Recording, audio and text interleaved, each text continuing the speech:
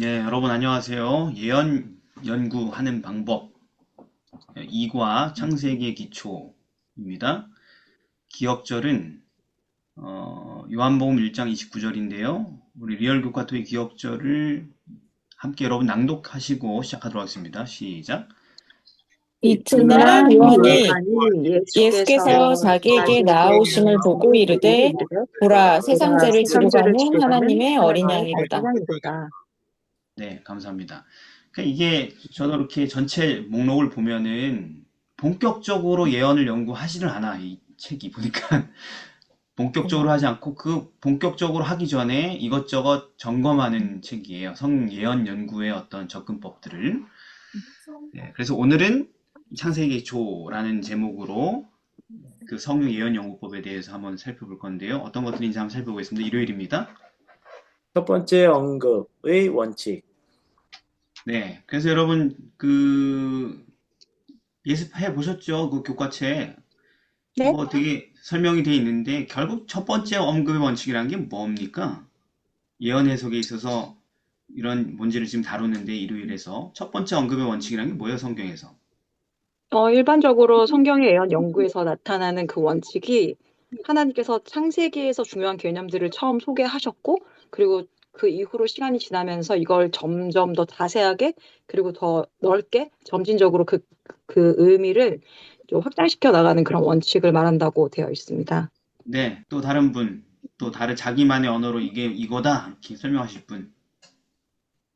그 교훈 그대로인 것 같은데요. 성경이 어떤 개념을 말할 때 기본 개념을 말하고 그것에 점점 확대하여 설명하려는 양상이 나타난다. 그래서 우리가 더 많이 연구를 할 수 있다. 뭐 이런 내용인 것 같은데요. 그리고 또 서봉진 성도님.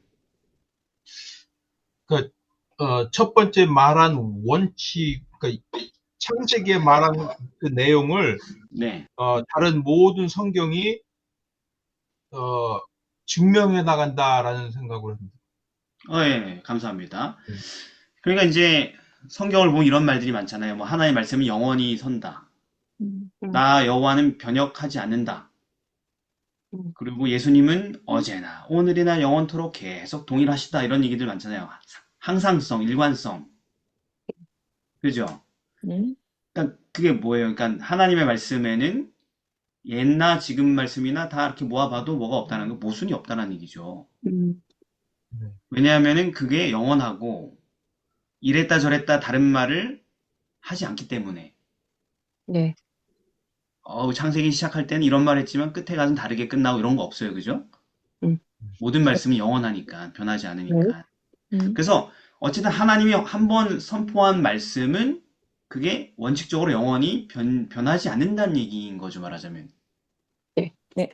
그러니까 그 말인즉 성경에 아무리 수천 수만의 말씀들이 있다 할지라도 그 나오는 수많은 말씀들이 그 말씀들보다 먼저 전에 기록된 성경 말씀들과 다른 이야기를 할 수가 자, 없다는 얘기입니다. 그죠? 음. 그러니까 말하자면은 모든 말씀들은 어떤 성경절들을 볼 때는 그 성경절들은 항상 뭐에 제재를 받는 거예요? 다른 말씀들? 아니, 먼저. 다른 말씀들이 맞는데 특별히 전에 기록된 다른 말씀들의 제재를 받는다는 거죠. 네. 그러니까 내가 무슨 새로운 말을 했는데 그 말이 내가 예전에 했던 말하고 조화될 수밖에 없게 얘기해야 된다는 얘기예요. 그렇죠. 왜냐면 이랬다 저랬다 하지 않으니까 어제나 오늘이나 동일하니까. 네. 그래서 먼저 순서적으로 먼저 있던 말씀하고 모순되는 뒤의 말씀은 존재할 수가 없다. 없다라는 것입니다. 이게 성경 음. 해석의 아주 큰 토대고 원칙이에요, 이게. 음. 그래서 이런 말이 있어요. 고린도전서 14장 32절 33절에 이런 말씀이 있습니다. 바울이 뭐라고 그러면 예언하는 자들의 영이 예언하는 자들에게 제재를 받는다. 음. 하나님은 어지러움의 하나님이 아니시다. 이런 말씀이 있어요. 그러니까 우리가 지난주에 해석이 왜 이렇게 다양하냐? 뭐 이렇게 얘기했는데 그거는 잘못 해석해서 그런 거라 그랬죠. 네. 왜? 하나님은 본인이 뜻하신 바 해석이 있는 거예요. 그리고 그것은 성경으로 입증이 된단 말이죠. 음. 그런데 어떤 사람이 내가 계시를 받았어요 하고 예언을 막 뭐라고 막 뱉었는데 그게 다른 예언하는 자들이 영하고 안 맞아. 성경에 안 맞아요. 그러면 그 사람은 그냥 자기 마음에서 나오는 헛소리를 한 거죠, 말하자면. 네. 네. 그죠? 네네. 왜? 제재를 벗어났으니까. 이미 먼저 있는 하나님의 영감의 말을. 그래서 그렇다는 것은 우리가 성경을 해석할 때에 음. 어떤 모순처럼 보이는 것들이 있다면 우리가 그 문제를 해결하기 위해서 가장 어디로 가는 게 제일 최선이라는 거예요? 그 전에 있던 먼저 성경 말씀. 그 전에 먼저 있던 것을 찾아가는데 음. 그것보다 또 어디로 가는 게 더 최선인 거예요, 결국은? 창세기? 창세기? 그러니까 제일 처음으로 하는 게 제일 처음의 말씀들의 기초에서 이걸 바라보는 게 제일 쉬운 해결법이라는 것입니다. 제일 처음. 예, 그게 이제 첫 번째 언급의 원칙이라고 우리가 좀 적용할 수 있겠어요, 그죠? 네. 그런 맥락에서. 그래서 그 내용과 관련된 가장 먼저 성경에 언급된 말씀을 기준으로 풀어내는 것이 해석하기 굉장히 좋은 방법이라는 것입니다. 이게 굉장히 중요한 음, 것이고, 네. 그러니까 가장 먼저 선포된 그 말씀이 뒤에 나오는 모든 성경의 해석의 기초가 된다는 얘기예요, 말하자면. 네, 기초. 왜? 이게 그냥 막 제가 막 전개한 내용이 아니고 하나님의 말씀은 뭐하니까 변하지 않고 영원하니까. 음. 하나님이 이랬다 저랬다 이 말 저 말 하신 분이 아니니까. 그죠? 네. 그래서 요런 어떤 모순과 이런 것 때문에 발생된 어떤 문제 사건이 하나 있었는데 그게 혹시 뭔지 기억나십니까? 성경에 대표적인 거. 목사님, 이거 마태오, 뭐라? 아니요. 저번 주요? 그거? 다윗의 후손? 아니요, 그것도 뭐 괜찮지만은 그건 모순적인 내용은 아니었고 그냥 모르는 내용이었던 거죠. 네. 모순적인 거. 그러면 목사님 지금 여기 제시해 주셨던 마태복음에 있는 내용인 것 같네요. 그렇죠. 네네. 왜냐면, 네. 말씀하세요. 왜냐면 이혼은 이제 여기서 그 바리새인들이 와가지고 어떤 이유로 이혼하는 것이 옳은가에 대해서 물었을 때, 그러니까 결혼이라는 건 처음부터 계획하신 것이고, 그런데 이혼이라는 건 원래 하나님께서 계획하신 게 아니기 때문에, 그런 데서 오는 어떤 모순적인, 내용이 있는데, 처음 나온 게 아마 그렇죠. 이거 그러니까 같아요. 바리새인들이 예수님을 시험하려고 갖고 온 성경 구절이 있어요. 없는 얘기를 한 게 아니고 하나님 말씀 가지고 덤빈 거예요. 예. 이혼하는 것이 괜찮냐? 이혼할 수도 있냐? 이렇게 물어봤죠. 그죠? 네. 얘들이 믿고 있었던 구절이 있었던 거예요. 그냥 신명기 이런 데 나온 구절이죠. 네. 네. 예, 모세는 이혼 증서를 줘서 내어버리라는 구절이 있다. 음, 그러니까 이혼해도 되는 거 아니냐? 어떤 경우에는 이렇게 도전한 거죠, 음, 예수님께. 음, 그러니까 맨날 기록되었으로 예수님이 얘기하니까 당해봐라 하고 기록된 걸 가지고 이제 들이민 거죠. 네. 예. 그러니까 하나님이 이혼하지 말라는 얘기도 있지만 이혼해도 된다는 얘기도 있으니 그 되는 거 아닙니까? 이렇게 스스로 이제 그런 문제를 갖고 왔는데 예수님이 그거를 해결한 방법이 뭐냐면 본래는 이렇게 나가죠. 본래는 네. 마태복음 19장 4절에 보면 대답을 어떻게 하냐면 본래는 하나님이 사람을 남자와 여자로 만들고 말씀하시기를 하면서 창세기 2장의 말씀을 인용한단 말이에요. 사람이 그 부모를 떠나 아내와 연합하여 둘이 한 몸을 이루지라. 이게 결혼에 대한 첫 번째 말씀이다. 네. 그래 그 말씀에 따르면 제일 처음에 나온 첫 번째 언급의 말씀에 따르면은 둘이 한 몸이 된다 그랬다. 그 한 몸인데 어떻게 그게 하나님 짝지어 주신 게 나눠질 수 있겠냐 본래는. 그러니 이혼은 원래 합당한 게 아니다. 이렇게 얘기했죠. 그러니까 그들이 그럼 모세가 왜 이혼 증서 써주고 내보내라 그랬냐? 이렇게 성경 구절에 맞서니까 예수님이 그거는 너희 남정네들의 마음의 완악함 때문에 그 추가 조항을 달았지만 다시 뭐라고 하셔요? 본래는 그렇지 않다. 본래라는 말을 마가복음 10장에서 뭐라고 표현해요?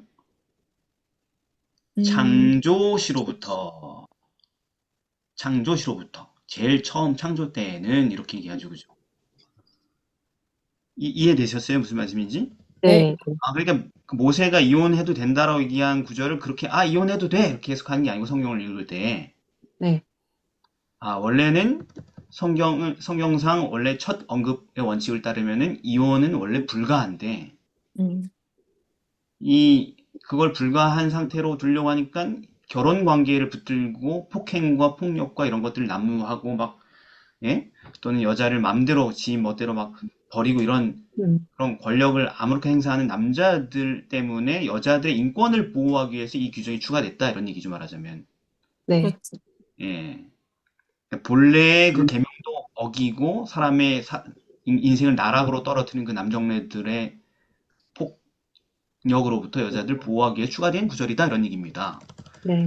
그렇죠. 그래야지 이런 구절들을 올바로 이해할 수 있게 되는 거죠. 이혼해도 돼! 와! 그렇게 하는 게 아니고 음, 음, 음, 역시 성경이 이혼해도 된다고 그랬어. 막 갈랐어! 음. 뭐 이렇게 하는 게 아니고 아, 요건 요런 뜻으로 이렇게 추가된 거구나 이렇게 해석할 수 있겠죠.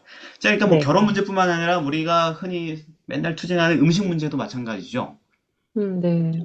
뭐 요즘은 뭐 그런 교인도 이제 찾아볼 수 없는 시대가 됐지만 이제는 채식 뭐 한 사람도 없잖아요. 그죠?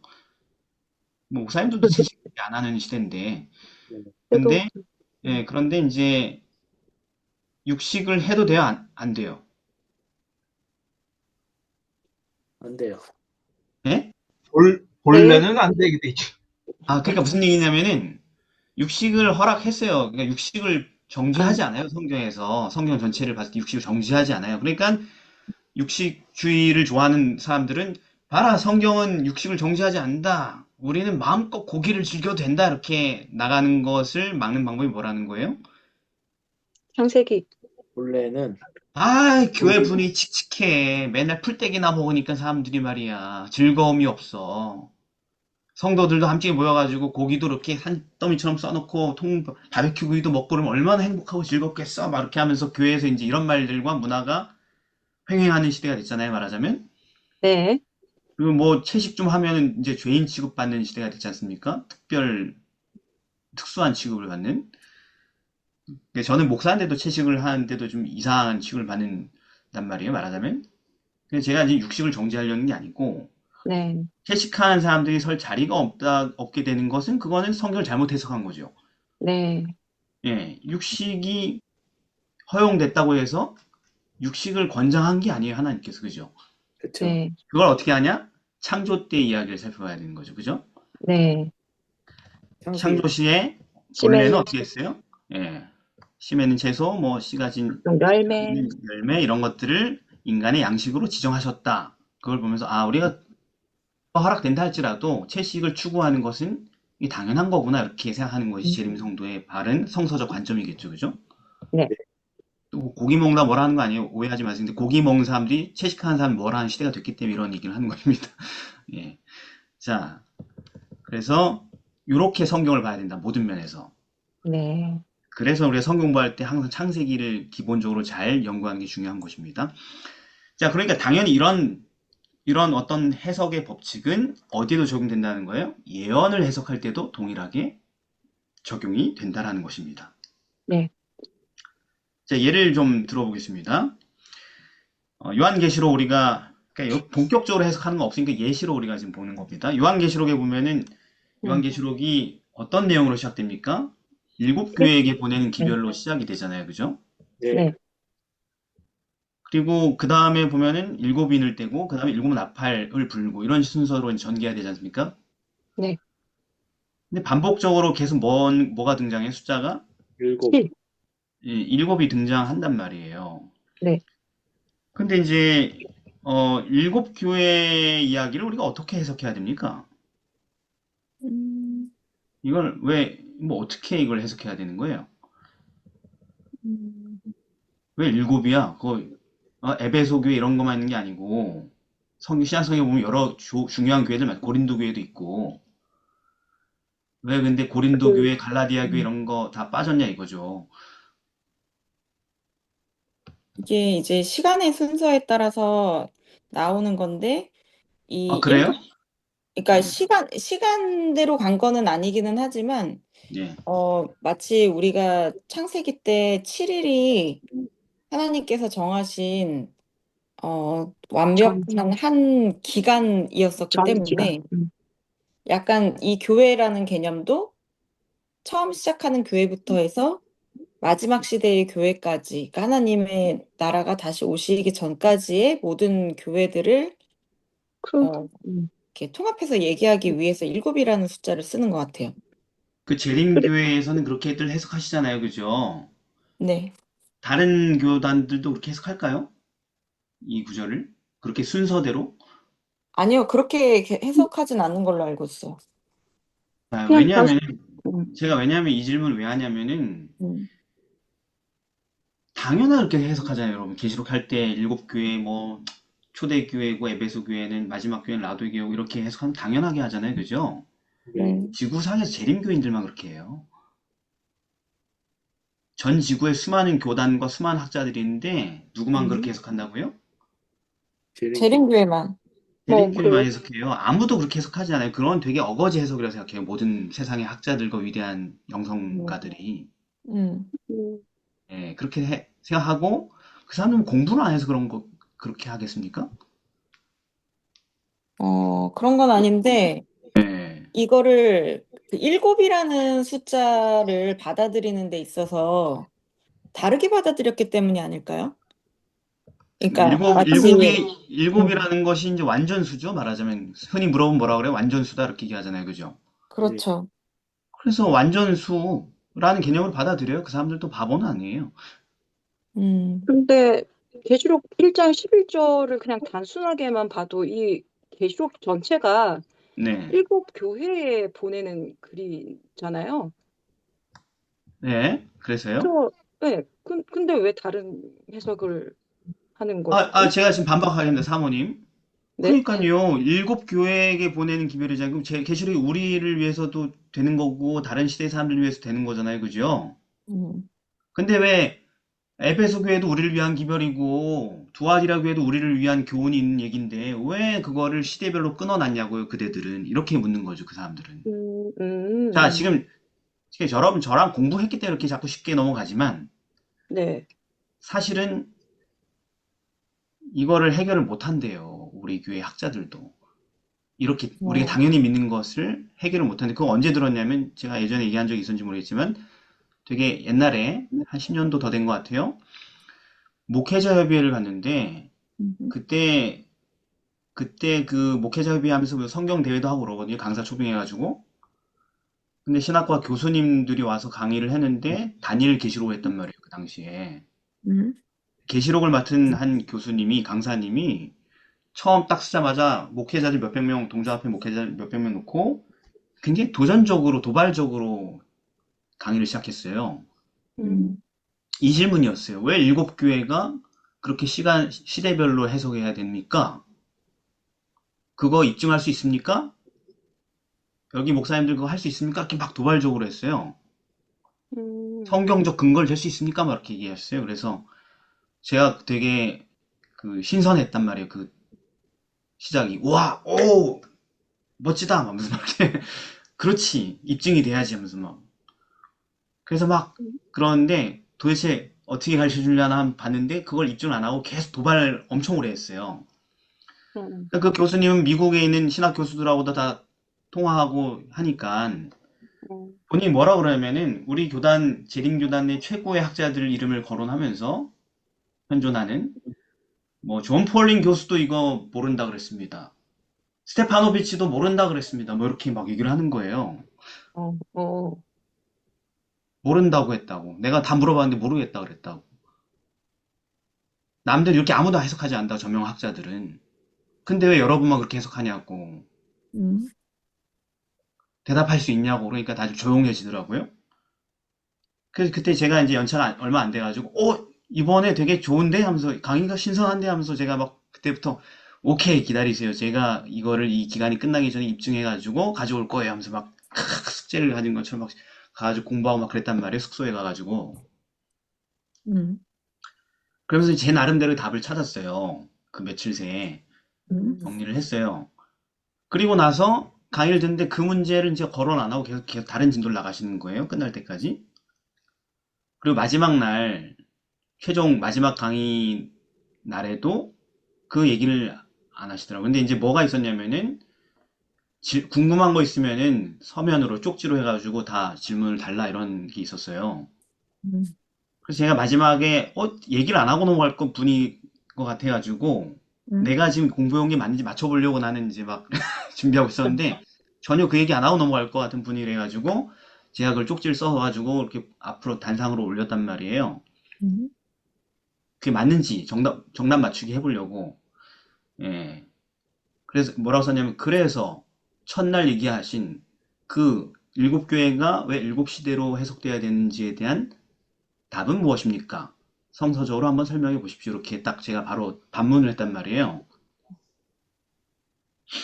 근데 그게 이제 그 페이퍼가 딱 열리고 그 강사님 그걸 읽었어요. 음, 모두 앞에서 목회자들 다 본 앞에서. 그래서 음. 전 두근두근 와 내가 제대로 해석한 게 맞나 이렇게 하고 있었는데 그 강사님이 단상에서 울어버렸어요. 엉엉 우셨어요. 죄송하다고 모르겠다고. 어, 근데 우셨어요? 왜 네, 어떻게. 펑펑 울었어요. 정말 펑펑 울어서 깜짝 놀랐어요. 그래서 제가 그날 큰 죄를 진 것 같은 느낌 들은 거예요. 그래서 음, 내가 너무 예민한 그 질문을 해가지고 공개적인 자리에서 괜히 저렇게 됐구나 하면서 이제 그랬던 질문이 이 질문이라고요. 아하. 아무도 해석해내지 못했다 이런 식으로 막 얘기를 하는데 신학 음, 권위자들을 이렇게 얘기하니까 근데 우리는 그렇게 당연히 해석하잖아요. 그렇죠. 네, 의문을 가져본 적이 없어. 괜히 울렸어. 괜히 그런 궁금증 때문에 그분을. 음, 음, 전 세계 교회 가운데 신학자 가운데 이렇게 해석하는 데가 없으니까 우리 빼고는. 음, 그래서 음, 여러 가지 해석법이 지역적인 또는 문자적인 해석으로 보는 분들은 음, 이걸 어떻게 해석하냐면 그 당시 실제 존재했던 교회들이 그 당시 그 1세기 말 그 일곱 교회들의 상황에 처한 상황에 맞게 당시 상황에 맞게 보낸 편지다 이렇게 해석하는 게 있고 음, 또는 이제 상징적이고 영적인 해석을 표방하는 사람들은 각 교회에 보낸 편지는 모든 시대의 모든 교회에 언제나 교훈이 되기 위하여 쓴 거다. 특정 시대를 위한 게 아니고 음, 이렇게 적용하는 것으로 보고 근데 이렇게 봐도 문제가 안 되거든요. 이 사람들처럼. 음. 그리고 합리적이죠. 어거지를 쓸 필요가 없으니까. 음. 투 접근 방식이 잘못됐다고 하기가 쉽지 않아요. 이것도 필요한 부분이기 때문에. 둘 다 맞는 거. 그렇죠. 실존하는 교회였고 그리고 에베소 음, 교회 당시의 이야기 우리한테 왜 교훈이 안 되겠고 그죠? 그렇죠. 네. 처음 사랑을 버렸느냐 이렇게 저 아닌데요. 저 라오디게어 교회인데요. 그건 나랑 해당 사항 없는데 이렇게 얘기할 수 없잖아요. 그죠? 네, 예, 맞습니다. 예. 그러니까 다 되는데 왜 굳이 일곱 시대로 나눠서 그 시대에 적용된 예언이라고 당신은 보냐 이거죠. 음, 또 어, 얼마 제 지금 예화를 들으니까 얼마나 이게 어려운 문제였는지 그 학자들한테는 이해되시죠? 예, 네. 예.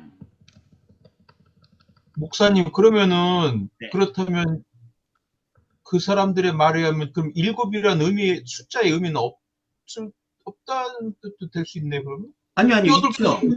개. 있죠. 일곱은 완전수다. 그러니까 모든 교회들을 다 포함한다. 모든 시대에. 이렇게 하면 되니까. 그리고 우리가 그 추측하는 이유 중에 하나가 에베소 교회는 에베소 교회의 특징이 있잖아요. 네. 그리고 또 그 시대적 그 상황도 있었고. 그래서 예. 그거에 맞추는 것 아니었어요? 저희가 근데 해석할 그 때? 다른 뭐 두아디라니 뭐니 그 당시 교회들 맞아요. 그 시대에. 똑같은 시대 교회들이죠, 실제로는. 네. 그리고 그 그래서 당시 그 저희가, 교회들마다의 특징이 있고 각 사정에 맞게 얘기해도 되는 거죠, 사실은. 네. 그렇게 해석하는 거 아니에요, 저희가? 저희는 그렇게 안 하는데요. 저희는 에베소 교회는 초대 교회다. 버가모 교회는 박해 시대다. 뭐 네. 이런 식으로 나가는 거죠. 그죠? 근데 그렇게 네. 시대별로 다른 시대라고 이렇게 하죠, 우리는. 그렇죠. 네. 라오디게아는 마지막 시대다. 네. 그거를 입증을 못했다고 그때 신학자들이 얘기를 오픈을 해보니까 엄청 우리가 도전을 받았겠죠, 목회자들이. 그죠? 그렇죠. 자, 그런데 지금 오늘 왜 이 난제를 꺼냈냐? 오늘 우리 이 첫 번째 법칙이 뭐라고요? 첫 번째 언급의 원칙. 그렇죠. 왜 7을 썼는지를 어디 찾아야 된다? 7이라는 네. 숫자가 어디에 처음 쓰여졌는지를 찾아서 그 의미를 발견해야 된다라는 것입니다. 네.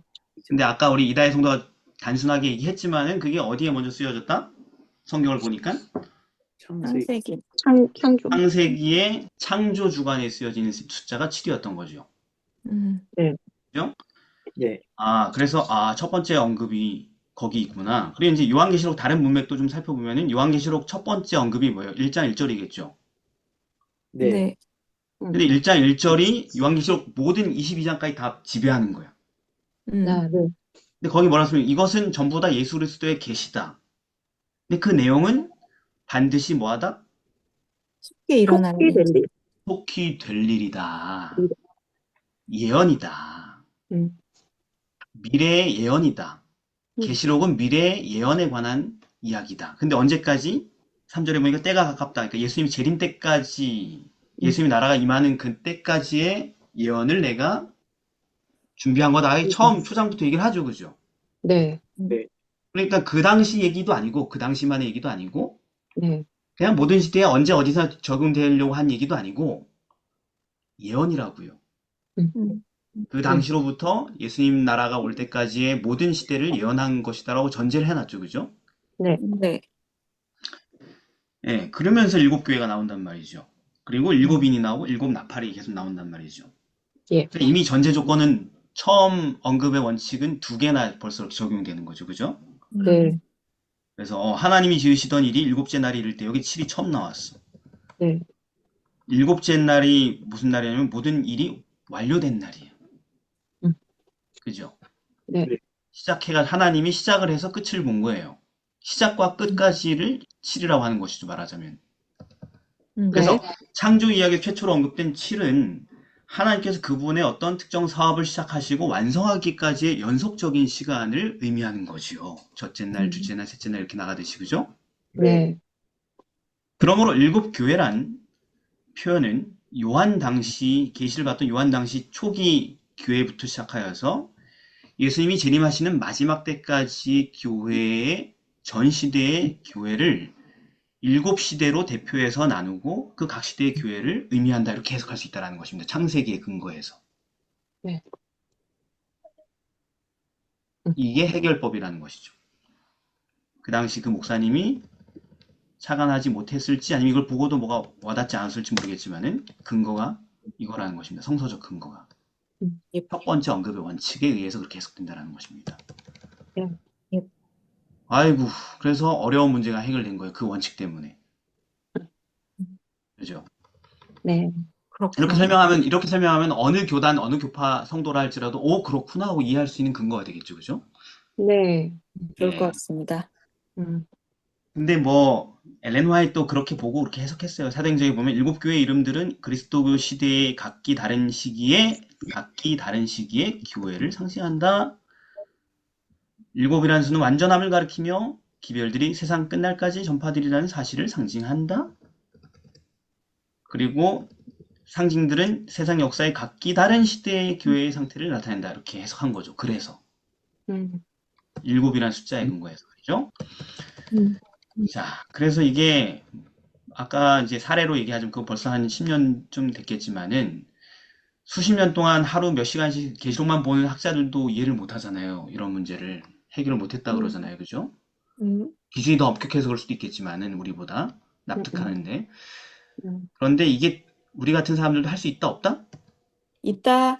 있다라는 거죠. 심지어 설명도 할 수 있잖아요. 우리가 지금 당장 배운 것을 가지고 누군가에게. 그죠? 있다. 어렵지 않아. 네, 어렵지 않아요. 너무 이렇게 고차원적인 접근할 필요가 없다. 월요일입니다. 하나님의 사랑을 아는 것. 자, 그 다음에 또 한 가지 문제가 이 부분인데요. 성경 해석에 있어서. 여러분, 네. 성경의 첫 번째로 나온 사랑이라는 단어가 어디에서 등장하던가요? 찾아보니까. 창세기 22장 2절.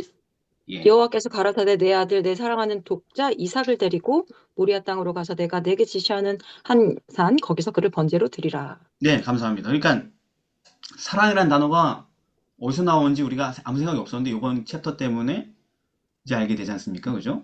네. 예를 들면 우리가 교회에서 헌신 그러는데 헌신이라는 단어가 최초로 나온 데를 찾아보면 헌신의 의미가 새로워지겠죠. 그죠? 뭐 기억나는 거 있어요? 헌신이라는 단어가 어디서 제일 처음 나왔는지? 헌신. 헌신. 모세가 이르되 각 사람이 출애굽기 32장 29절 그 아들과 그 형제를 쳤으니 오늘날 여호와께 헌신하게 되었느니라 그가 오늘날 너희에게 복을 내리시리라. 네, 감사합니다. 그럼 무슨 얘기예요? 하나님의 백성이 십계명을 통해서 하나님의 백성으로 되는데 우상 숭배를 통해서 배도하고 하나님을 반역한 무리가 되고 모세의 경고에도 불구하고 완악하게 하나님을 배교하는 금송아지 숭배 무리에 서서 하나님을 대적하는 무리들이 있었는데 모세가 누가 하나님 편에 서 있느냐 하니까 레위 지파가 나왔고 그래서 더 이상 희망이 없는 마지막 반역자들을 쓸어버리게 되는데 그런데 누구도 죽였다? 거기 보면은 형제와 아비를 쳤다고 그래야 되죠, 그죠? 음, 그러니까 하나님의 나라를 위하여서 하나님의 나라를 반역하고 있는 내 혈족까지도 슬프지만 처형했다 이런 얘기죠 말하자면 네. 거기서 처음으로 비로소 헌신이라는 단어가 나오게 되죠. 네. 그렇죠. 그러니까 자기의 가장 소중한 그런 혈연 관계들을 이웃들을 가족들을 포기하면서까지 하나님 편에 섰다 이런 얘기를 할 때 헌신이란 말을 하는 거죠. 음. 뭐 좀 이렇게 돈 좀 주고 밥이나 사 먹으세요 이렇게 했다고 해서 헌신이 크십니다 이렇게 하는 단어가 아니라는 거죠. 그러니까 지금 예. 성경에서 얘기하는 헌신이라는 그 무게가 엄청 크죠, 그죠? 이 상황을. 그렇죠. 그래서 이제 저는 뭐 헌신이라는 단어 잘 안 써요. 헌신이라고 쓸 만한 뭐가 없어서 사실은 별로. 예. 저 자신에 대해서도 그렇고 뭐 교회에서 무슨 뭐 그렇게 그 멘트를 잘 안 합니다, 그냥. 아, 예. 자, 그러니까 사랑이라는 단어도 여기서 나오는 거예요. 뭐냐면 아브라함이 자기 하나밖에 없는 독자인 이삭을 제물로 바치라고 명령을 받았을 때 사랑이라는 단어가 처음 나오는 거예요. 네. 그러니까 이것은 하나님의 사랑에 대한 얘기인데 성경이 사랑이라는 단어가 여기서 처음 나왔다면 하나님의 사랑에 대해서 뭘 보여주겠습니까? 뭘 말해주겠습니까? 음, 정말 예수 소중했어. 십자가. 네, 조수행 집사님 먼저. 예수님 십자가를 떠올리게 해주는 것 같은데요. 그렇죠. 관련돼 있죠. 이다의 성도 뭐요? 너무 소중해서 절대 해칠 수 없는 것에 대한 형용사가 사랑인데, 근데 그것을 내어주는 게 사랑이다라는 건 것 같아요. 여기에 다 포함되어 있는 게. 그렇죠. 그러니까 구약 성경 전체를 통틀어서 수많은 희생과 충성과 헌신이 있지만 이것보다 정점인 이야기는 없죠. 네, 인간이 하나님을 위해서 무엇까지 포기하고 바칠 수 있는지, 양보할 수 있는지에 대한 최절정에 있는 이야기죠. 그죠? 네, 자기가 가장 사랑하는 것을 하나님을 사랑하기 때문에 포기하는 장면이 이 사랑 이야기에 처음 나온 이야기라는 거죠. 자기의 독자를 말입니다. 그래서 아브라함이 자기 그렇게 사랑했던 독자, 야히드라고 하죠. 하나, 원, 절대 단위 원, 유일한, 그거하고 비교하고 필적할 만한 것이 없는, 비길 게 없는, 내가 가지고 있는 모든 것 중에 가장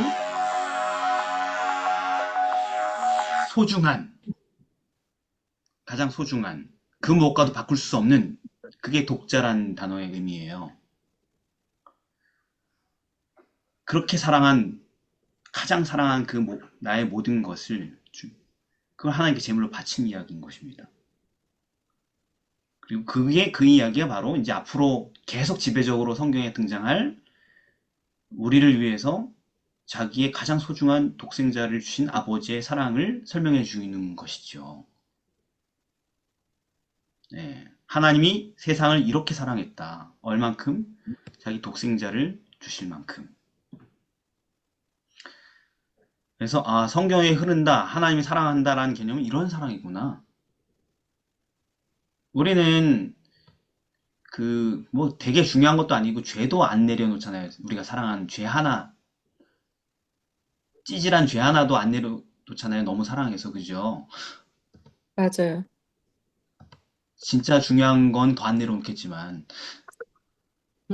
예. 근데 하나님은 그 아들 그리스도에 필적할 만한 게 뭐가 있겠어요? 하나님의 영원한 생애에, 그죠? 소중한 게 어디 네. 있겠습니까? 전 우주를 준다 할지라도 그만큼 소중하겠습니까? 그죠? 그런데 근데 목사님, 예. 이거 여담인데요. 만약에 아브라함한테 이삭 말고 만약에 손자가 있었다면 그 손자를 제물로 바치라 했으면 아마 아브라함이 다시 한번 생각해 봤을 것 같아요. 아, 아들하고 손자. 그럴 일은 여러분, 없습니다. 예, 스토리상 그렇게 스토리가 될 수가 없습니다. 그렇죠. 왜냐면은 이삭이 후손을, 약속의 자손을 이어갈 사람인데, 미래에. 근데 아직 결혼도 안 하고 어린애인데 바치라 그랬거든요. 아, 제가 드리는 말은 뭐냐면 예. 아들하고 또 손자는 또 달라요. 손주는 여러분, 바칠만 하든가요? 아들은 바칠만 할 것 같아요. 근데 손자는 아들은, 아니에요. 오케이, 오케이, 예. 그러니까, 아브라함한테는 지금 이삭이 어떤 애냐면요. 아브라함 나이가 충격 고백. 100세 돼서 낳은 애래요. 거의 아, 손자급이지 않았을까요? 얘가 거의 손주급이고 증손주급이고 그런 애예요, 맞아. 말하자면. 음, 아들이면서 맞아. 동시에 손주면서 증손주이네요, 말하자면. 상상이 됩니까? 아, 그래. 딸 같은 마누라 이런 거에 말하자면. 아, 예. 딸 하면 막 목숨도 버릴 수 있는데 아버지들이. 딸 같은 마누라 하면 뭐 엄청난 표현이잖아요, 그죠? 손주 같은 아들이에요, 말하자면. 독자라는 게. 맞아. 못 버린다는 얘기죠. 음, 그래서 그게 하나님의 사랑이다. 성경에 흐르는. 음, 그냥 우리가 생각하는 그런 우리의 그 병든 사고방식의 사랑이 아니다. 네. 네, 라는 것이죠. 그럼 이런 성경에 대한 이해, 하나님의 사랑에 대한 이해가 예언을 해석하는데 어떤 상관이 있습니까?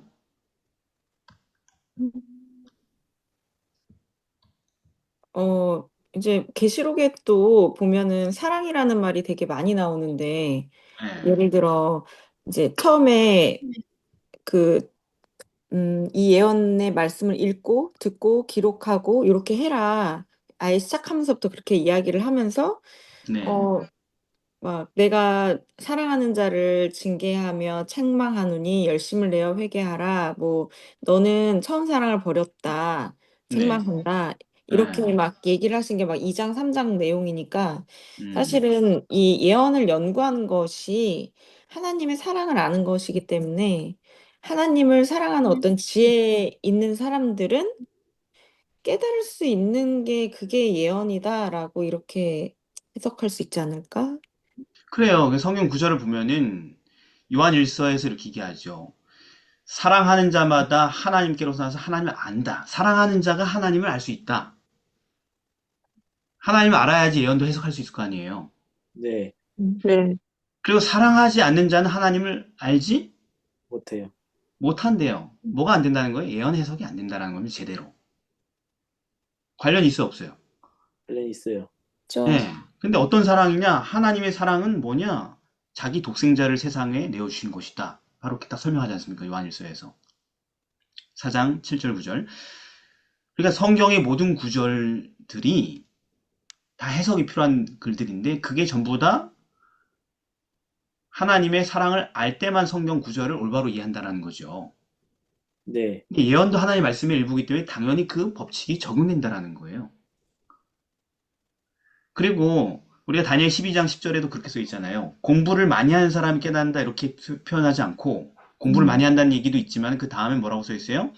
악한 자는 뭐 한다? 아무도 깨닫지 못한다 써 있어요. 악한 자는 아무도 깨닫지 못한다. 똑같은 얘기. 사랑이 하지 않은 자는 알 수 없다는 얘기죠. 그죠?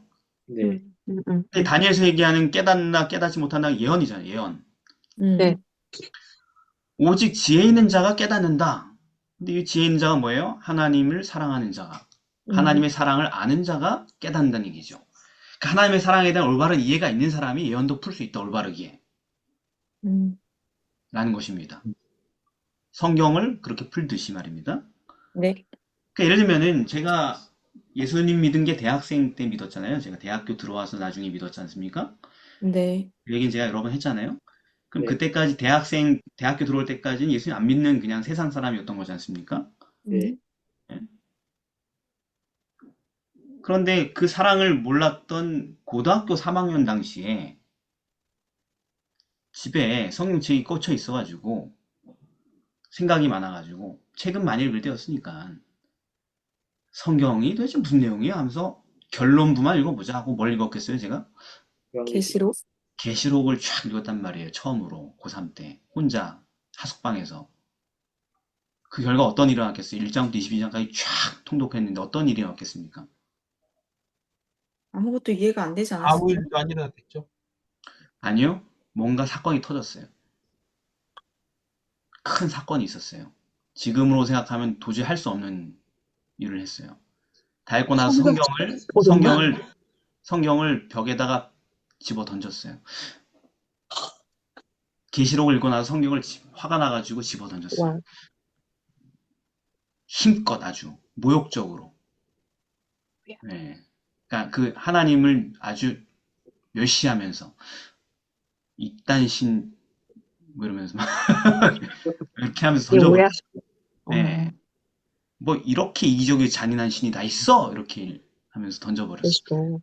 네. 계시록 읽으면 그렇게 느껴졌어요, 제가 그 당시. 어, 고3 때 처음 읽었을 때, 와, 이거 미쳤네, 미쳤어 하면서 막 진짜 잔인하다 하면서 막 와, 가처음 다 죽이네 그냥 하면서 막 이렇게 하면서 던져버렸어요. 아, 네. 그게 무슨 얘기예요? 사랑이 없으면은 하나님의 사랑에 대해서 모르면 해석이 불가능해요. 안 안 돼. 되는 겁니다. 예, 안 되는 거예요. 아, 제가 뭐 성경은 몰랐지만 그 언어 영역은 고득점 나오고 있었거든요. 그 당시에 책은 읽을 줄 알았거든. 예. 그런데 그렇게 됐단 말이에요. 그렇게 해석했다고 결론은 야, 이거 진짜 잔인하고 피해 굶주린 정말 자기만 믿는 애들만 살려놓고 다 죽인다는 얘기네. 뭐 이렇게 던져버렸다는 얘기죠. 어, 목사님, 예, 제가 네, 이 월요일과를 공부하면서 느낀 게 뭐냐면요. 그 예, 하나님의 사랑을 이해한다는 것이 예, 저는 예언서를 연구하면서 뭐냐면 그 예언을 해석하면은 네, 그 해석이 맞으면은 그때 그 희열을 느끼고 예, 그러니까 수수께끼처럼 그 문제를 찾아가는 답을 찾아가면 느꼈었는데 예, 이 하나님의 사랑 그러니까 아브라함이 이삭을 사랑한 그 감정이 저한테 딱 터치가 되니까요. 이 예, 예. 예언을 해석하는 것보다도 예언이 결국 하나님의 사랑을 알아간다고 생각하니까 예언이 주는 그 의미가 상당히 달라지더라고요. 아멘. 그러니까 그렇게 해도 맞습니다. 예, 그것도 음. 그러니까 후 과정이죠. 그러니까 지금 우리가 하는 것은 일단 음. 방법론 처음 시작하는 부분인데, 음. 결론은 그런 결론으로 가게 되겠죠. 그러니까 온전하게 예언 연구가 잘 되면 하나님 사랑도 같이 알아가는 거죠, 말하자면. 근데 하나님이 사랑이시라는 것, 어떤 사랑이라는 것을 이해하는 것이 예언 연구의 키가 된다, 열쇠가 된다라는 얘기를 지금 하고 있는 것입니다. 예를 들어서. 네. 그래서 뭐 예를 들어서 아까 인용하신 그 계시록 1장 5절 같은 데 보면은 그리스도께서 우리를 사랑하사 그의 피로 우리를 죄에서 해방하셨다 이런 표현들 말입니다. 네. 이런 표현들이 무슨 얘기인지 알 수 있고 그죠? 앞에 네. 그분의 희생의 네, 피가 네, 우리를 어떻게 구원하는지 알기 때문에 네. 그 다음에 뭐 너의 처음 사랑을 버렸다 이런 책망의 말씀들 음. 뭐 첫사랑의 감정이 지나갔나? 이런 얘기가 아니라는 걸 알 수 있죠. 이걸 해석할 수 있게 되죠. 네. 네. 아 나도 처음에 교회 다닐 때 뭐 열심히 했었는데 요즘은 좀 시큰둥해. 이런 얘기인가? 이렇게 해석할 거 아니에요. 보통 자기 경험이 빗대어서. 아, 아, 그죠? 아, 옛날에 교회 다닐 때 약간 뜨끈뜨끈했는데 요즘 뭐 좀 식상해. 처음 사랑을 버렸나 봐. 이거는 자구적인 해석이죠. 아, 그렇죠. 예, 성경에 근거한 해석이 아니죠. 음. 그 너의 처음 사랑을 버렸다는 얘기를 이런 사랑의 개념에서 빗대어 보면은 하나님께 목숨을 다하여서 충성하던 그 충성에서 벗어났다는 얘기인 거죠. 네. 예, 내 모든 가장 소중한 것을 내놓을 수 있었던 그 마음이 변했다라는 거죠. 하나님보다 소중한 것들이 하나둘 생기기 시작했다는 얘기죠, 말하자면. 예. 그런 걸 처음 사랑, 교회 열심히 다니고 있는데요, 저. 일 많이 하고 있는데요. 예배 꼬박꼬박 나가는데요. 저 처음 사랑 안 변했는데, 아니, 그 얘기가 아니라는 것이죠. 이런 해석의 문제들이 해결된다라는 것이죠. 네. 그리고 이제 아까 제가 잘못 해석한 거, 뭐 책망과 경고와 쌀벌한 얘기, 죽는다는 얘기 엄청 많으니까, 이기적이다, 잔인하다, 피해 굶주렸다. 아주 편협하다, 이렇게 느꼈잖아요, 하나님을. 네. 근데 여기 보면은 계속 3장 19절에 내가 사랑하는 자를 책망하여 징계하고 있다, 이렇게 써 있잖아요. 사랑하는 자를 책망한다고. 그러니까 그 메시지가 이런 메시지인데, 살리려고 하는 몸부림인데, 그죠? 네. 그거를 해석을 못 하는 거죠. 그런 관점이 없으면. 막 위협, 협박, 경고, 막 이런 걸로 보이는 거 전부 다 그냥. 칼부림으로 막 이렇게 위협하는 것처럼 보이는 거죠, 전부 다. 그런 정서가 안 보이게 되면 해석이 안 되겠죠, 그죠? 애초에, 기본적인. 네. 음. 예, 그렇습니다. 그래서 이거는 뭐, 그 글렌데일 교회 같은데 보면은 담임 목사님이 그 성함이 어떻게 되십니까? 김기용 목사님이죠? 김기용, 네, 김기용 목사님의 해석법이 이거예요. 이게 제일 중요한 거예요, 그분에게 일생에 그렇죠. 있어서. 하나님은 사랑이시다. 모든 성경은 하나님의 사랑의 필터라는 네, 것으로 재해석해야 된다. 이게 그분의 모토였어요, 옛날부터. 예. 그랬어요. 그러니까 굉장히 좋은 일을 하고 있는 거예요, 어떤 면으로. 그래야지 오해와 두려움이 생기지 않고 성경을 바르게 이해할 수 있는 어떤 과정이 되겠죠, 그죠? 자, 화요일입니다. 이삭의 질문. 어린 양은 어디에 있나이까? 자, 이제 이런 여태까지 해석 원리들, 처음 발언이 중요하다, 처음 기록된 말씀들이 중요하다, 또 하나님의 사랑이라는 관점, 흐르고 있는 관점에서 해석하기 중요하다, 이런 얘기들로 살펴보아서, 계시록 5장부터 시작해서 20번 이상 언급되는 이제 어린 양 이야기가 나온단 말이에요. 계시록엔 계속 어린 양 얘기만 나온단 말이에요. 그 어린 양을 어떻게 해석해야 되는 거예요? 처음으로 언급되어 있는 어린 양 찾아야 돼요. 예, 그러면은요. 그래서 창세기 22장 7절에 이삭이 가로되 불과 나무는 있거니와 번제할 어린 양은 어디 있나이까? 라고 물었습니다. 그렇죠. 그러니까 네. 우리는 그냥 이미 배워서 학습이 됐어요.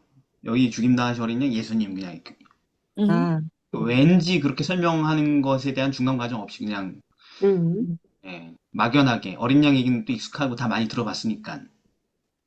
근데 그렇게 할 게 아니고 확실하게 해야 되는데 뭐예요?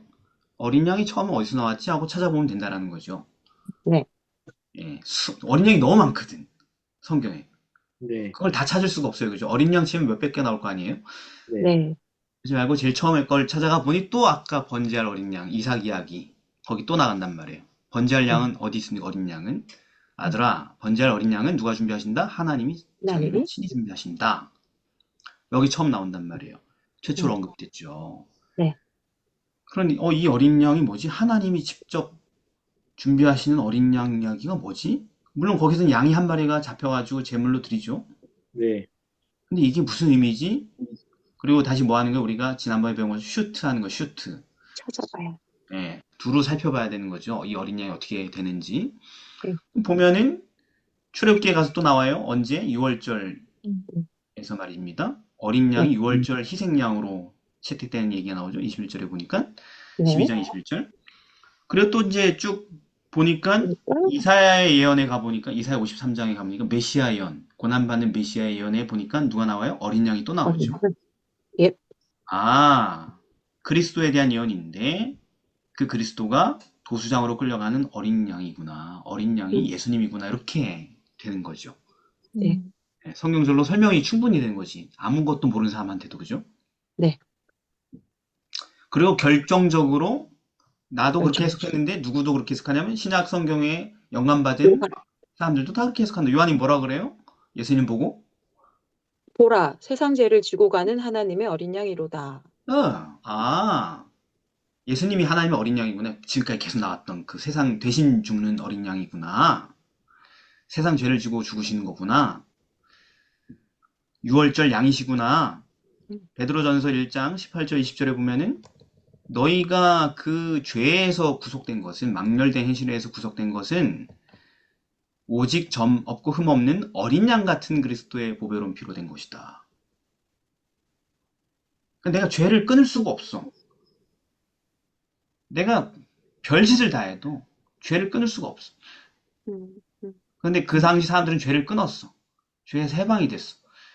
망령된 행실을 그쳤어. 근데 그게 어떻게 된 거지?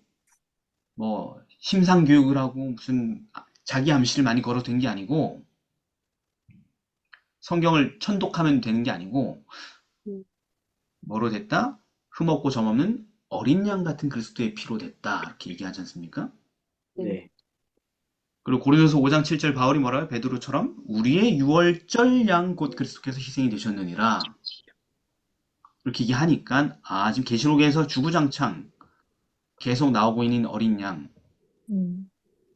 이 어린 양이 바로 우리를 위해 대신 죗값을 치르고 희생당하신 예수님을 상징하기 위한 표현이구나 이렇게 결론이 나는 거죠. 네. 그리고 이제 왜 계시록이 유독 예수님을 예수님이라고 부르지 않고 자꾸 반복적으로 누구라고 불러요?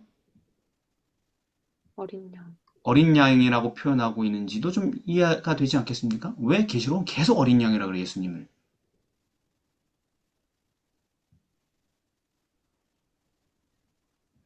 어린 양이 우리를 위해서 희생당하잖아요. 죄를 네.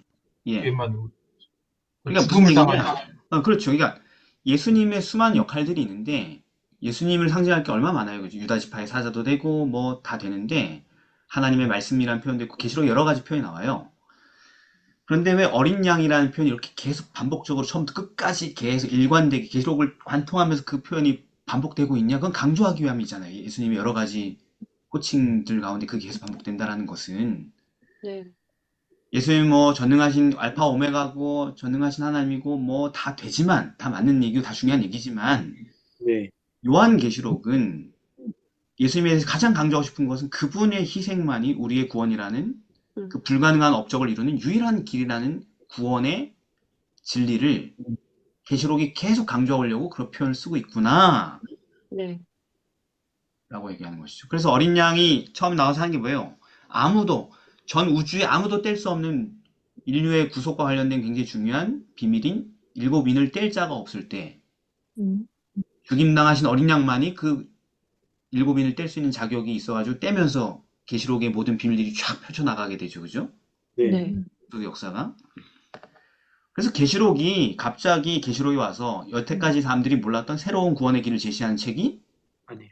아니라고요. 계시록 가지고 사이비즈를 하는 수많은 교단들이 다 뭐하고 있는 거예요?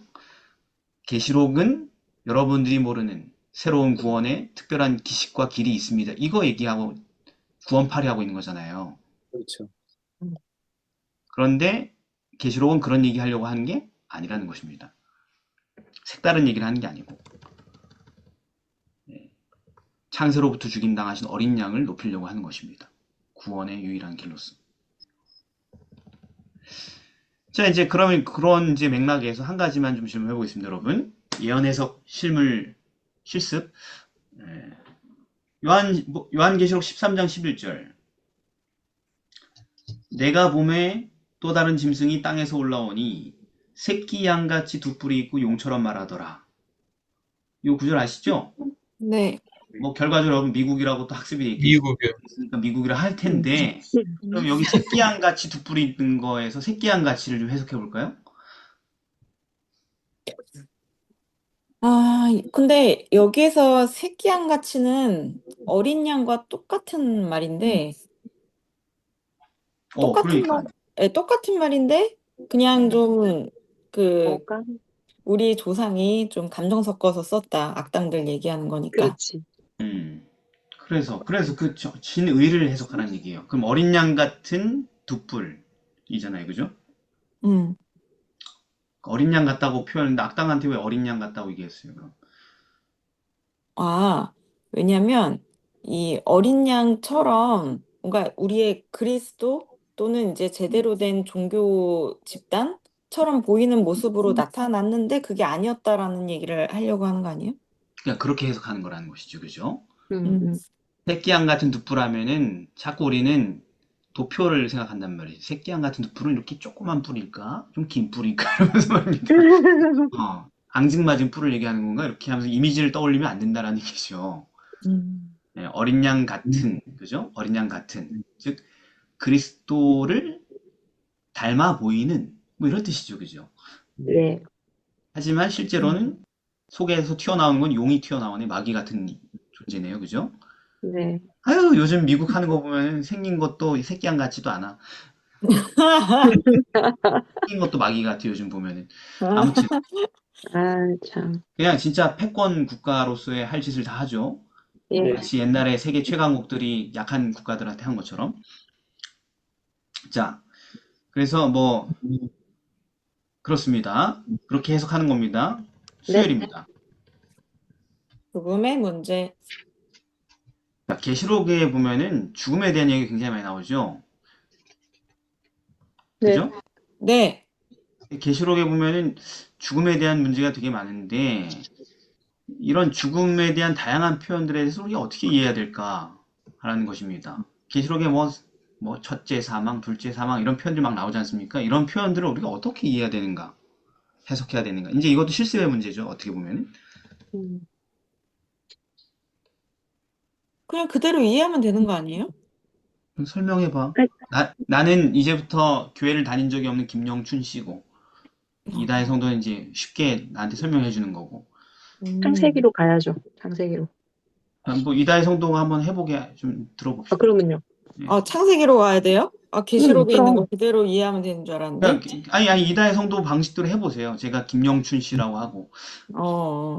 지금 이제 계시록에서 보면은 둘째 사망이라는 개념이 이제 처음 나오기 시작을 하는데 음, 처음에 나왔던 부분은 계시록 2장에서 나왔던 귀 있는 자는 성령이 교회들에게 하신 말씀을 들어라. 이기는 자는 둘째 사망의 해를 받지 않을 것이다.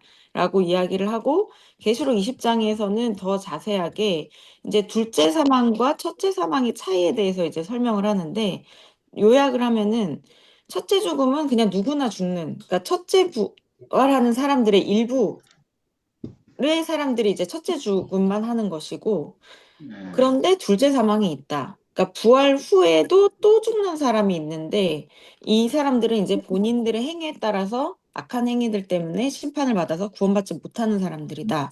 근데 처음에 이 죽음이라는 말이 맨 처음에 나왔었던 건 창세기였었는데 여기에서 이제 선악을 알게 하는 나무의 실과를 먹지 말라.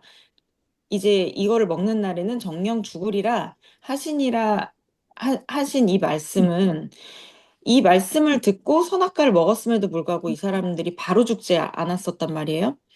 그러니까 선악과를 알게 하는 열매를 먹고 죽는 거는 첫째 사망이 안 죽는 것은 아닌데 둘째 네. 사망이 죽는다는 이야기도 포함이 되어 네. 있는 이야기다.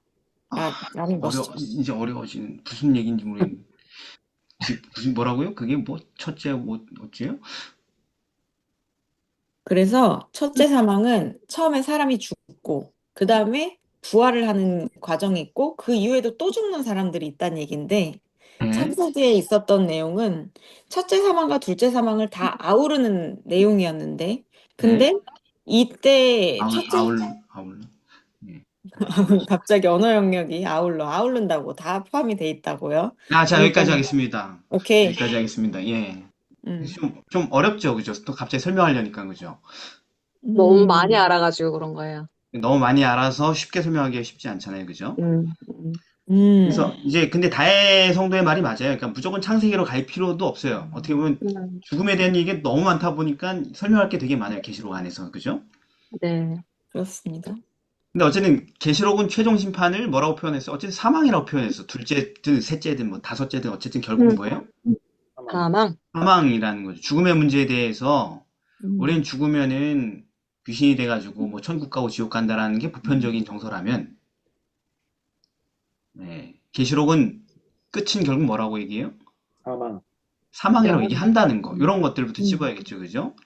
근데 이제 문제는 뭐냐면 사망을 또 구분했다라는 거. 둘째 사망, 첫째 사망 이런 식으로 구분했었다라는 거, 그죠?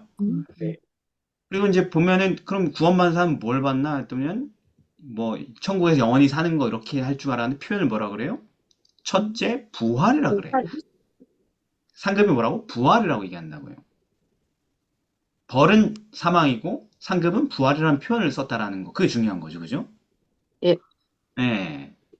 그래서 그리고 이제 둘째 사망은 어떤 사람들이 받나 보니까 20장을 보니까 나쁜 놈들이 받아.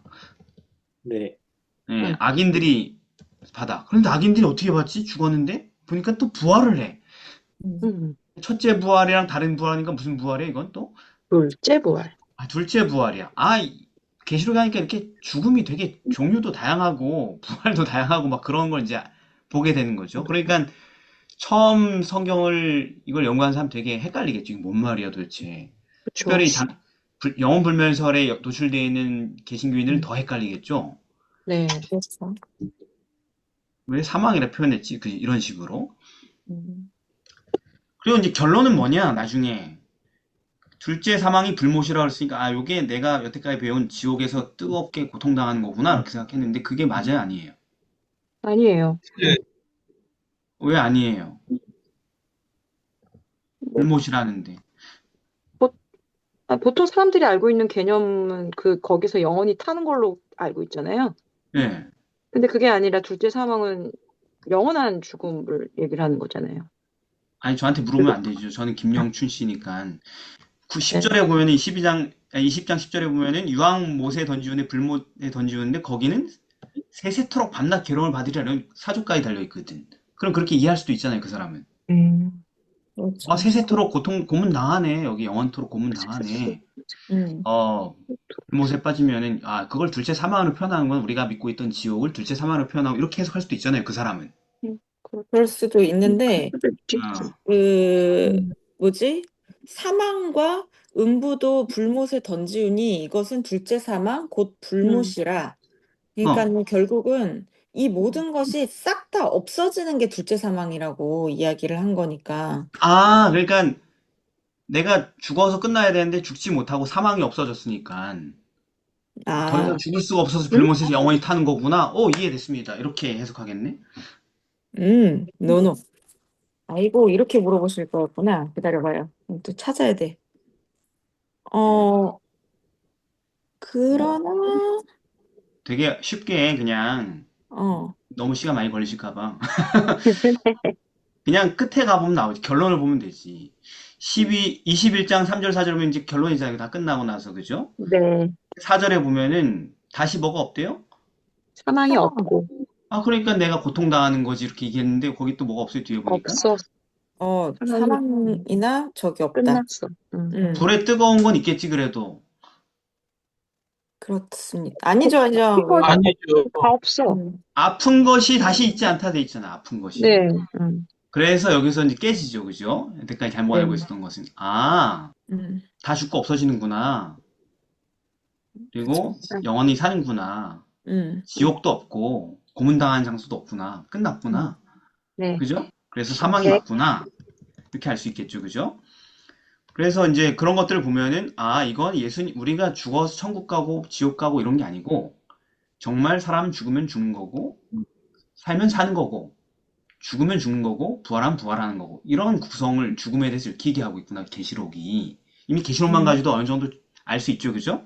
네. 맞아요. 요건 이렇게 한 다음에, 그 다음에 뭘 하면 되는 거예요? 이제 처음으로 돌아가서 확인해보면 되는 것입니다. 하나님이 뭐라 그랬지? 범죄하면 어떻게 된다 그랬지? 지옥불에 뜨겁게 그냥 영원히 튀겨준다 그랬나? 죽으리라. 정령 뭐라고 하셨나? 예, 정령? 죽으리라. 죽으리라. 진짜 죽는다 이렇게. 처음부터 하나님 죽음에 대해서 얘기하셨어. 범죄하는 사람 죽는다고. 그러니까 당연히 끝에 어떻게 돼야 돼요? 죽음으로 끝나는 게 맞는 거죠. 네. 조화되는 거죠. 그죠? 창세기하고 계시록하고 똑같은 얘기를 하고 있잖아요. 그죠? 네. 그 죽으면 천국 가고 지옥 간다? 아니, 흙으로 간다. 써 있죠. 네. 창세기 흙으로 간다고 써 있잖아요. 네. 어디 천국 가고 지옥 간다는 얘기에서 죽을 때, 그죠? 없어요. 흙으로 간다 그랬잖아요. 너는 원래 흙이었으니 재료로 돌아간다. 무슨 얘기예요? 그냥 없어진다는 얘기죠.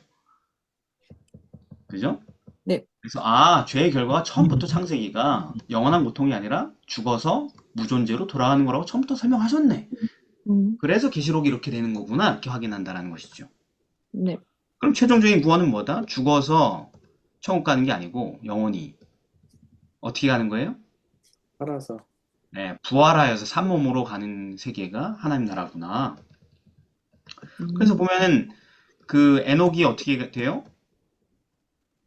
에녹은 하나님 네. 나라에 죽어서 가지 않고 살아서 가잖아요. 죽지 않고. 네. 이렇게 가는 거구나. 이 모든 것들이 창세기랑 이렇게 딱딱 들어 맞는 거죠. 그죠? 예. 그래서 우리의 소망은 죽어서 천국 가는 게 아니고 예수님 다시 오실 때 뭐다? 부활이구나. 그래서 야곱이 죽을 때, 애굽에서 죽을 때 아들들 불러놓고 나 반드시 죽으면 그 약속의 땅에다 묻어줘 음, 했던 거고, 또 오랜 세월 흘러서 요셉이 죽을 때도 나 죽으면은 입관했다가 음. 반드시 하나님께서 너희들 약속의 땅으로 데려갈 테니 그때 내 시체도 유골도 거기다 묻어줘 했던 거죠. 네. 무슨 소망 때문에? 부활의 선. 부활의 소망 때문에 라는 것입니다. 자, 마지막으로 목요일 가볼까요? 목사님, 예, 예. 목사님, 예. 이게 잘못된 해석인가요? 우리가 배울 때 에녹은, 살아서 하늘 나간 거는 살아서 예수님 영접하는 사람들의 표상이라고 그렇게 배웠는데 아닌가요? 아니, 그래도 됩니다. 네. 예, 뭐 잘못된 거 없습니다. 모세는 죽은 사람들을 표성으로 하늘 나가는 거고. 그거 아니, 그렇게 아니 배웠- 엘리야와 네, 엘리야, 참 엘리야요. 예, 네. 에녹이 네. 아니고, 근데 여기서 제가 얘기하는 건 뭐냐면 엘리야와 에녹이고 거기 그 얘기는 에녹은 네, 네, 뭐냐면은 에녹 얘기를 한 건 뭐냐면 에녹이 죽어서 영원히 하나님 나라로 갔다는 얘기가 없잖아요, 그죠? 에녹이 산 몸으로 갔다는 얘기잖아요, 그죠? 창세기에 보면은, 그죠? 하나님 나라에는 어떻게 들어간다? 살아있는 몸으로 돌아간다. 이렇게 처음부터 창세기는 얘기하고 있었다. 그러니까 계시록도 이렇게 얘기하고 있는 것이다. 이렇게 해석할 수 있다는 것이겠죠? 음. 그러니까 영원 불멸설을 믿고 있으면 계시록이 해석이 되겠습니까? 못해요. 그게 무슨 얘기를 하려고 하는지 알겠죠? 지금까지 이 이야기들을. 네. 예. 그거 자체가 잘못되어 있으면 해석이 안 되겠죠. 그죠? 예언 해석이. 그렇죠. 자, 마지막 목요일입니다. 뱀. 뱀인데, 뭐 이것도 이제 사례죠, 사례. 이거 해석 사례죠. 이제 여태까지 원칙 가지고. 계시록에 등장하는 용의 정체가 용이 나와서 막 이렇게 싸우는데 그 용의 정체가 그 뭐예요, 결국? 사단. 여기서 사단이라고 뺀. 사단이라고 써 있잖아요. 구절에 보면 사단이라고. 그죠? 네. 근데 그 보면은 그 용이 되게 마지막 때 중요한 역할을 하지 않습니까? 최후의 아마겟돈 전쟁의 저쪽 적군 편의 수장이잖아요, 말하자면. 네. 그런데 그 우리가 이제 여긴 또 다 다룰 수 없지만 목요일 우리가 실제로 다 다룰 수 없죠. 엄청나게 많은 얘기 계시록에 있지만 그냥 그것들을 다루기 위해서 뱀을 우리가 알아야 되는 건데 그 계시록 12장에 보면은 싸우는 법이 나오잖아요, 그죠? 근데 그럼 뭘로 싸워요? 그 꼬리가 하늘의 별 3분의 1을 끌어다가 땅에 던지는. 꼬리로 싸워. 근데 그게 어떻게 싸우는 거였어요? 저번에 그 이사야 말씀으로 봤을 때 꼬리는 거짓 선지자. 그래서 9절에 보면 온천하를 꿰는 자, 꿰어서 싸우는 죠, 그죠? 꿰임으로 싸우는 거죠. 사람들 속여가지고 싸우는 거죠, 말하자면. 네. 그런 얘기가 나오고, 그 음. 다음에 계시록 13장에 넘어가도 용 얘기가 또 나오는데, 용이 그 어떤 짐승에게, 음. 죽었다가 산 짐승에게 큰 권세를 준다고 하잖아요. 네. 그런데 뭐 권세를 준다고 해서 따르는 거 아닌데, 온 땅이 이상히 여겨 짐승을 따르고 그렇게 돼 있잖아요. 네. 아니, 온 땅이 왜 이 짐승을 따르지? 짐승이 세상을 그렇게 못 살게 굴었는데, 죽었으면 쾌제를 부르고 부활하면 끔찍해야 되는 건데. 그렇잖아요. 우리가 무소불위의 권력이 악을 행하다가 겨우 때려잡아가지고, 예? 그 힘을 다 뺏어 놓으면은 안심이 되죠.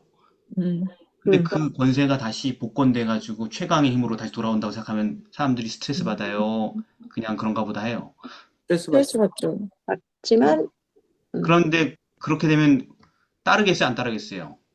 안 따르지만 이거 속이는 거니 속여서 따르게. 그러니까 어떻게 온 땅이 이상히 여겨 짐승을 따르냐 이거죠. 세상을 괴롭히던 자가. 그리고 심지어 어떻게 보면 사절에 보면은 경배까지 하게 만든대. 그러니까. 예, 용에게 경배한다 이렇게 돼 있잖아요. 그죠? 그 네. 어떻게 이런 만드냐 궁금하잖아요. 그죠? 우리도 지금 어느 교파나 뭐 짐승의 표, 육륜 이런 거 다 관심 많아요. 발세의 어떤 시나리오가 될까 하면서 난 절대로 거기 당하지 말아야지 뭐 다 이렇게 각자 시나리오가 있어요. 근데 다 당할 거잖아, 어쨌든. 근데 어떻게 다 당하게 되냐 이거죠. 그렇게 다들 각자 깨워서 막 대비하는데. 왜냐하면 꼬여가지고 그러니까 속아가지고. 그래요. 그냥 간단한 단서들만 봐도 용의 가장 중요한 전략이 뭐예요? 기만, 속임 이런 거잖아요. 그죠? 여기 계시록 본문만 봐도 그러죠? 네. 그리고 그 기만의 결과가 뭐냐? 자신이 하나님을 대신하여 세상의 신으로 경배를 받게 되는 결말로 가게 되네요. 그죠? 네. 그리고 그럼 도대체 어떤 방식으로 이렇게 만들 수 있지? 나를 추앙하게 만드는 게 쉬워요, 어려워요, 누군가를? 어려워요. 여러분을 추앙하는 사람 있어요? 없어요. 없어요. 한 명도 없네. 그게 정상이지. 무슨 신이라고 신의 자녀들이라고 신의 자녀들 맞긴 맞는데 하여튼 신이라고 무슨 추앙을 받겠어요, 그죠? 네. 아, 네. 추앙받을 수 있지. 뭐 이렇게 연예인 활동하거나 이렇게 하면 혹시 또 이제 우상 숭배하고 그래서 아이돌 가수라고 그러지 않습니까? 우상 아, 숭배하는. 아이돌. 그렇게 될 수도 있겠지만 음. 아, 도대체 뭔 어떻게 해야지 이렇게 다 경배하고 온 땅이 막 경배하고 그렇게 뭘 어떻게 속였을까 도대체 궁금하잖아요. 그리고 우리가 그렇죠. 그거를 당하냐 마냐 이거를 알기 위해 계시로 연구하는 거잖아요, 그죠? 네. 네. 어떻게 그걸 속임당하지 않을 수 있지? 멀쩡하게 공부 열심히 한 사람들도 어? 세계 최고의 학부를 나온 사람 다 따른다는데 나 같은 가방끈 짧은 사람 어떻게 그거를 이겨내지? 힘없고 뼈가 없는 애가 뭐 이런 생각을 할 거 아닙니까, 그죠? 네. 사람들이 다 그래. 세상이 종말이 오면 자기는 다 살아남을 줄 알아. 자기는 좀 맞아. 똑똑하다고 생각하고. 그러겠어요? 다 죽지. 다 죽죠. 네. 핵이 터지면 나는 살아남을 것 같아, 다들. 남들은 다 죽어도. 어떻게 땅 아이고. 잘 파고 들어가가지고. 그럴 리가 있겠어요? 아니요. 그렇잖아요. 그러니까, 당연히 사단의 마수 앞에 우리는 다 어렵다고요. 음. 네. 그럼 어떻게 인류를 속일까? 궁금하단 말이에요. 계시록에 있는 이 표현들을 연구하고 싶은데, 구체적이지 않잖아요, 그죠? 네. 그럼 어떻게 해야 돼요? 어떻게 우리가 연구를 해야 돼, 이 본질을? 옛 뱀이 어디서 음. 처음 나와서 어떻게 처음 네, 인간을 꼬셨는지. 속였는가, 망하게 만들었는가를 잘 연구해서 지피지기 해야 됩니다. 백전백승. 그거죠. 맞아요. 그러니까 이런 얘기들이 도대체 어떻게 되는 건지를 알려면은 다시 첫 기록으로 가야 된다. 그렇죠. 그죠? 이 뱀. 왜냐면 일부러 뭘 줬어요, 여기서. 본문이, 계시록이. 옛 뱀. 뱀. 힌트를 줬잖아요, 힌트. 일부러 옛뱀이라 그런 거예요. 큰 용이 내어 쫓기니 마귀라고도 하고 사단이라고 온천하를 깬 자, 이렇게 하면 안 돼요? 되는데 이거를 굳이 주셨죠. 뭐라고? 그러니까 옛뱀이라는 해석하라고. 얘기를, 그죠. 굳이 준 이유는 뭐냐면, 야, 이렇게 단서를 줬으니까 빨리 앞으로 넘어가가지고 옛날 뱀을 연구를 해봐, 관련된 것. 이렇게 얘기한 거죠. 영감적으로. 네. 네. 그래서, 계시록 본문 내에도 풍성한 증거도 있지만은 좀 더 쉽고 더 분명하게 알려면은 이 전략의 본질을 볼 수 있도록 힌트를 줬으니까, 음. 옛뱀이라는 폭로를 했으니까 사단의 전략이 기록된 최초의 사례, 언급을 우리가 살핌으로 계시록의 상세히 진술되는 마지막 때 사단의 전략의 본질을 풍성하게 완벽하게 이해할 수가 있게 만들었다. 이게 해석법이라는 것입니다. 성경을 해석하는. 네. 그래서 보니 뱀이 하나님이 그거 다 먹지 말라 하더냐? 아니 먹을 수 있는데 그건 먹지 말래. 뱀이 뭐라 그래요? 절대 안 죽어. 하나님 정령 죽는다 그랬는데 먹지 말라고. 절대 안 죽어. 먹어도 안 죽어. 도리어 뭐처럼 돼요? 하나님과 같이 된다. 하나님과 그 같이 이름이 돼요. 밝아서. 너 하나님급이 되는 거야. 이렇게 얘기하죠. 여기에 모든 게 다 있는 거예요. 이 짧은 진짜 성경 읽을 때 아무 신경도 안 쓰고 읽잖아요. 여기 그렇죠. 사람들이. 아유 이것도 옛날 이야기. 옛날 이야기. 머리가 지딩 멸렬하게 들은 다 아는 얘기. 틀에 박힌 얘기 하면서 읽고 지나가는 부분이 이 이야기지 않습니까? 음. 근데 계시록은 그렇게 평가하지 않아요. 여기 엄청나게 중요한 우리의 운명이 걸려있다는 얘기 하는 거예요. 그거 뭐 네. 옛날에 다 다른 교과에서 했으니까 다 자세하게 안 다루고요. 음. 근데 결국은 그 기만의 핵심은 뭐냐? 기만의 핵심 뭐예요? 이걸 살펴보니까 옛뱀 이야기를 살펴보니까 마지막 계시록에서 하려는 그 용의 최종 전략 중에 핵심이 뭐예요? 결국 뭘 어떻게 하겠다는 거예요? 진리? 말씀을 꼬아서 오류를 진짜처럼 받아들일 수 있게. 그게 핵심이 교묘하게. 아니죠. 그게 핵심이 아니고 그 아니에요? 오류가 뭐냐는 얘기예요. 그래서 무슨 오류를 전하냐는 얘기죠. 그러니까 여기 사단도 인간의 가장 유일한 결핍을 건드려서 다 갖고 있지만 신이 아니라는 것, 이것에 대해서 결핍을 느끼게 한 후에 그 하나님처럼 되고자 하는 욕망을 불어일으킨 것처럼 인간들의 어떤 거짓된 욕망을 불어일으켜서 심지어는 이제 본인이 하나님이고 그런 능력이 있는 것처럼 보여지게 되어서 이 사람들에게 뭔가 진짜 진리와 자유를 주는 것처럼 거짓으로 꼬는 거죠. 꿰는 거죠. 그런데 여러분, 이 옛뱀 이야기를 읽으면서도 핵심을 짚지 못했어요. 그것도 맞는 얘기지만, 그것도 필요한 얘기지만. 어, 지난번에도 우리 하나님께서 주구장창 얘기했는데, 예. 죽지 않아요. 예? 하나님께서 하지 않은 결코 말씀을 죽지 아니하리라 영혼불멸설? 아니, 그것도 다 전략의 중요한 어, 축을 다루지만 핵심은 결국 뭘 어떻게 하려는 거예요. 믿지 않고 죄를 버리지 않고도 죽지 않을 수 있는 방법이 있다. 그 좀 더 쉽게 얘기하자면 결국 뭐예요? 계명을 어기게 만드는 게 이 기만의 핵심이다. 계명을 어기게 음, 만드는 거. 아니, 계명이 주어졌잖아요. 먹지 말라. 음, 근데 결국 이렇게 여러분이 얘기하는 그런 화려한 수많은 매수를 한 이유가 뭐예요? 계명을 어기게 하려고 한 거잖아요. 네. 그러니까 계시록에 나오는 수많은 복잡한 그 사단의 최후 투쟁의 핵심 요소는 뭐냐면 우리로 결국은 계명을 어기게 만드는 게 사단의 전략이라는 거지. 맞아요. 오케이. 어쨌든 결론적으로는 음. 어떻게 소아가 사기를 당하든 간에 사기꾼의 목적은 뭐냐면 계명을 어기게 만드는 게 이 사기의 목적이라는 것을 아는 것. 그게 계시록 해석이 엄청나게 중요한 부분이죠. 그게 계시록을 관통하는 핵심 메시지지. 오케이. 그죠? 음. 그래서 그 계명을 어겼을 때 하나님의 명령이 을 의심해서 그걸 범하도록 해서 그걸 어겼을 때 더 큰 엄청난 상상할 수 없는 행복을 얻을 거라는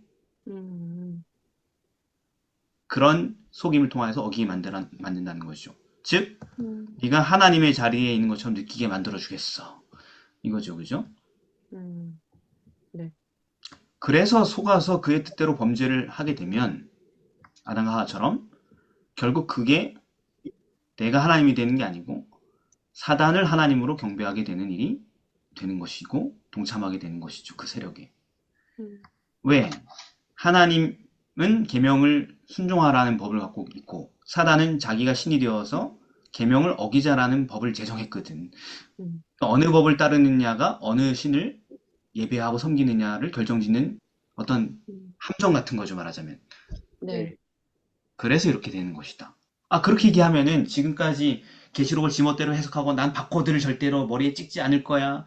나는 이거 베리칩을 CPU에 절대로 삽입하지 않을 거야. 뭐 별짓을 다 하고 나는 산에다가 지하 30m의 벙커를 만들어가지고 식량을 30년치를 뭐 늙어 죽을 때까지 먹을 걸 뭐 해놓을까 이렇게 막 전략을 짰다 할지라도 나는 신천지에 들어가지고 신천지의 생명수를 먹을 거야, 뭐 이렇게 다 했다고 할지라도, 어떤 식의 구원론을 다 펼쳤다 할지라도, 다 결국은 어디에 저촉돼요?